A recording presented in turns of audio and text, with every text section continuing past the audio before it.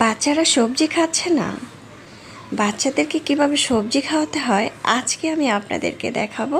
Hello friends, আসসালামু আলাইকুম। আজকের রেসিপিতে স্বাগতম জানাচ্ছি। আজকে ভীষণ মজার একটা রেসিপি নিয়ে চলে আসলাম। প্রথমে একটি প্যানের মধ্যে 4 চামচ তেলের মধ্যে একটি ডিম ভেঙে দিয়ে দিলাম।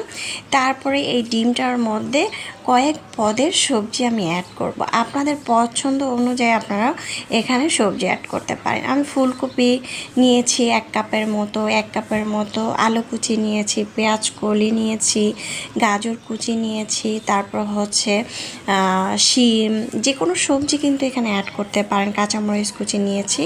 এখন এগুলো একটু ভেজে নেব। সামান্য একটু লবণ আর হচ্ছে সামান্য কালো গোলমরিচের গুঁড়া বা সাদা গোলমরিচের গুঁড়া অ্যাড করতে পারেন, সয়া সস অ্যাড করতে পারেন। এখন দিয়ে দিচ্ছি ম্যাগি নুডলস অথবা কোকোলা নুডলস। আমি এখানে কোকোলা নুডলস অ্যাড করেছি।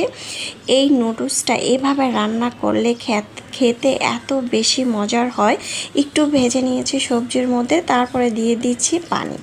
আমি এখানে পানি দিয়েছি এবং ধনেপাতা দিয়েছি আর সামান্য পরিমাণ মতো লবণ, ধনেপাতা একসাথে দিয়ে নুডলসের মশলাটাকে দিয়ে আমি কিন্তু বসিয়ে দিয়েছি। এটার মধ্যে আর কোনো কাজ নেই, চাইলে কিন্তু টেস্টি সল্টও অ্যাড করতে পারেন। এই তো হয়ে গেল আমার আজকের মজাদার রেসিপি। কি দেখতে এতটা অসাধারণ লাগছে, খেতে কিন্তু দারুণ মজার। বাসার সবাই চেটেপুটে খেয়ে নেবে। আর এই রেসিপিটা এত বেশি মজার, একবার হলো বাসায় এভাবে তৈরি করে খেয়ে দেখবেন, খেতে কিন্তু দারুণ হয়েছিল। আর আমার বাসায় তো বাচ্চা থেকে বড় সবাই অনেক বেশি পছন্দ করে। যাই হোক, আলহামদুলিল্লাহ আমি কিন্তু মটরশুঁটিও এখানে অ্যাড করেছি। দেখতে পাচ্ছেন আমি কিভাবে সবজি অ্যাড করেছি। বাচ্চারা এভাবে রান্না করলে চেটেপুটে খেয়ে নেবে, আর কোনো টেনশন নয়। রেসিপি ভালো লাগলে চ্যানেল সাবস্ক্রাইব করে লাইক দিয়ে পাশে থাকবেন।